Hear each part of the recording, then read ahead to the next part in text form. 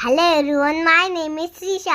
दर्शन घेऊन बाळा आल्यानंतर डोंगरामध्ये बसलेलं आईचं मंदिर खूपच छान दिसत होतं. दर्शनाला खूप मोठी रांग होती. तिकीट काढून आम्ही लेण्या बघायला गेलो. आतून लेण्या अशा दिसत होता. लेण्या बघायला खूप गर्दी होती. तिथे अशा छोटे छोटे रूम होत्या.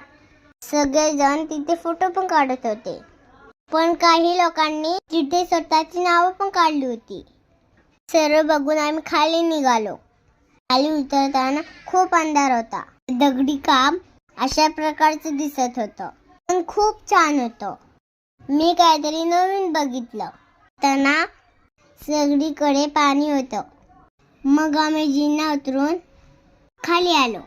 खूप लोक लेण्या बघायला येत होती.